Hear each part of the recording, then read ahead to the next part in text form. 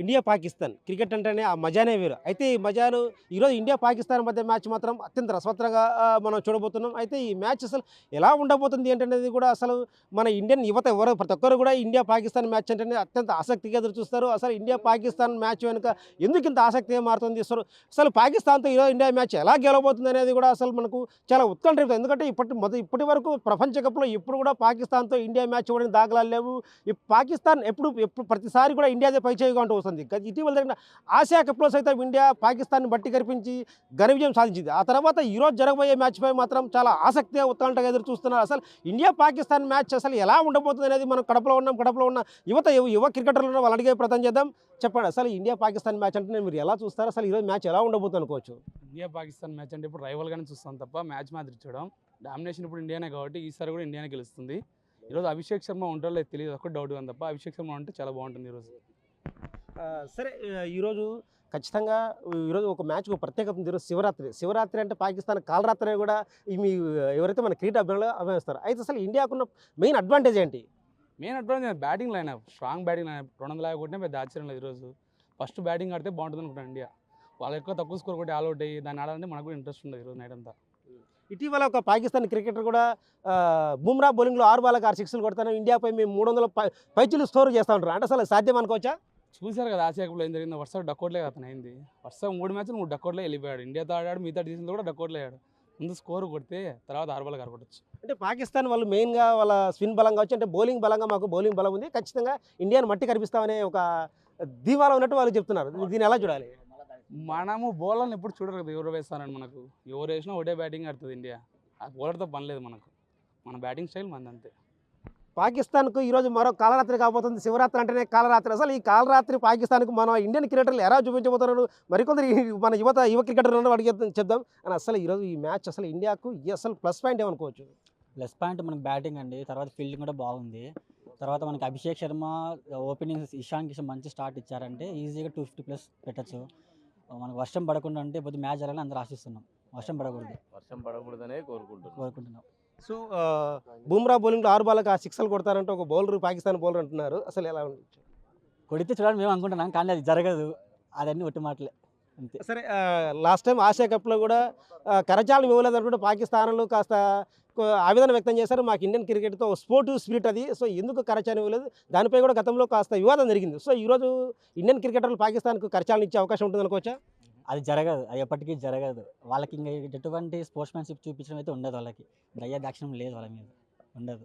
కరచాలనం అనేది వాళ్ళు ఎక్స్పెక్ట్ చేయకూడదు, మనం ఇవ్వం అంతే. ఒకవేళ ఇండియా టాస్ గెలిస్తే మొదట బ్యాటింగ్ ఎంచుకోవచ్చు, బౌలింగ్ ఏది ఎంచుకుంటే బెటర్ అనుకోవచ్చు? బ్యాటింగ్ అయితే బాగుంటుంది. మంచి స్కోర్ ఇచ్చామంటే వాళ్ళని ఈజీగా అలౌట్ చేసేయచ్చు.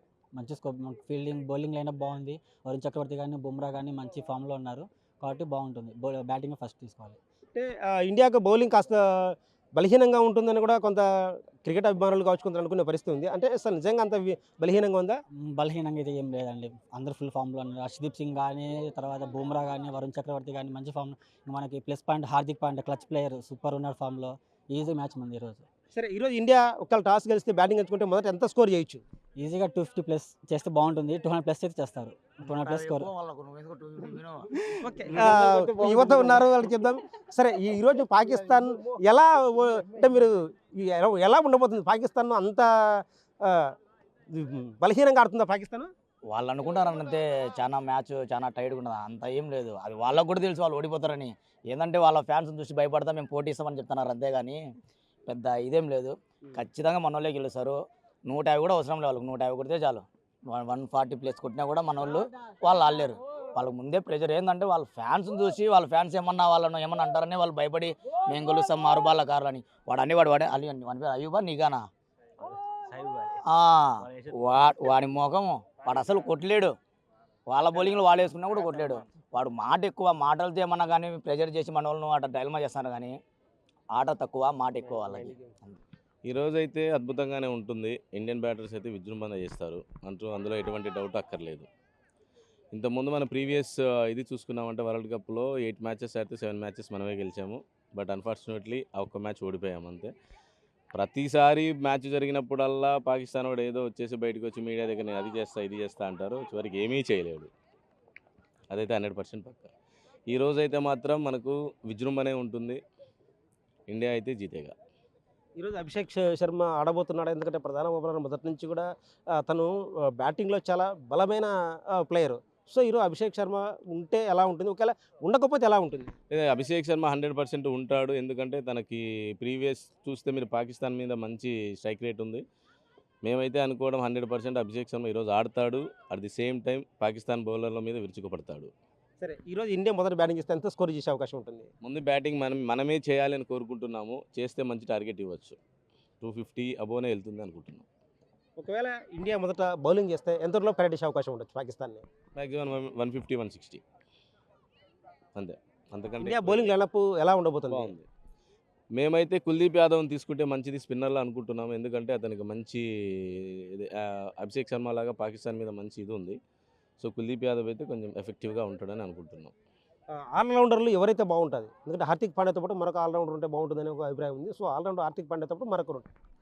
ఆల్రౌండర్లు అంటే ఇప్పుడు హార్దిక్ పాండ్యా బ్యాటింగ్ బౌలింగ్ ఉంటాడు. మనకున్న లైనప్లో ఇంకొక ఆల్రౌండర్ అయితే అంత అవసరం ఉండకపోవచ్చు. అప్ టు మీకు అక్షర్ పటేల్ దాకా బ్యాట్స్మెన్సే ఉన్నారు. సో మనం ఎక్స్ట్రా ఒక స్పిన్నర్ని తీసుకుంటే మంచిది అనేది మా థింకింగ్ అది. అలా మీరు చెప్పండి, అసలు ఈరోజు ఇండియా పాకిస్తాన్ మ్యాచ్ ఎలా ఉంటుందని భావిస్తున్నారు? రసవత్తరంగా ఉంటుంది మ్యాచ్ అయితే మందే విన్ను. అభిషేక్ శర్మ ఆడినాడంటే అసలు ఎవరు ఆడాల్సిన అవసరమే లేదు. నా వరకు అయితే అతను ఒక్కడే ఆడినే చాలు. మిగతా వాళ్ళు డిఫరెన్స్ ఆడినా ఇతను హిట్టింగ్ చేస్తూ ఉంటాడు. ఎంత స్కోర్ అయినా కొడతా ఉండటమే అతను చేసే పని. వచ్చిన కాల నుంచి ఆడే పని అతను ఉంటే చాలు మ్యాచ్లో. అతను ఉన్నంత వరకు బౌలర్లకు దడబుడుతూ ఉంటుంది. పాకిస్తాన్ బ్యాటర్ బుమ్రా బౌలింగ్లో 6 బాల్ 6 సిక్స్లు కొడతానని చెప్తున్నాడు. అంత సీన్ లేదు ఆడ. అంత సీన్ ఉండేది కాబట్టి 7 మ్యాచ్లు మనం గెలిచే వాళ్ళమే కాదు. బౌలర్ని బుమ్రాను అడ్డుకోమని చాలు, ఆడమను బుమ్రా బౌలింగ్లో చాలు. అతను ఒక్కడనే చాలు బౌలింగ్లో. అతను బౌలింగ్ వేస్తున్నా అంటే అవతల బ్యాట్స్మెన్ కొంచెం పంకే ఉంటుంది. ఆడదామా వద్దని డబుల్ మైండ్ గేమ్ ఆడతాడు. అంతేగాని అతను బౌలింగ్లో ఆడేదానికి ఛాన్సే లేదు. ఈరోజు పాకిస్తాన్ మీద ఇండియా ఘన విజయం సాధించబోతుంది. ఈరోజు రాత్రి ఖచ్చితంగా పాకిస్తాన్ ఇండియా చేతిలో ఓటమి తప్పదు. ఈరోజు శివరాత్రి రోజున పాకిస్తాన్కి ఇది మరో కాలరాత్రి అని క్రీడాభిమానులు చెప్తున్నారు. కెమెరా పర్సన్ సుదర్శన్తో శివ, బిగ్ టీవీ, కడప నుంచి.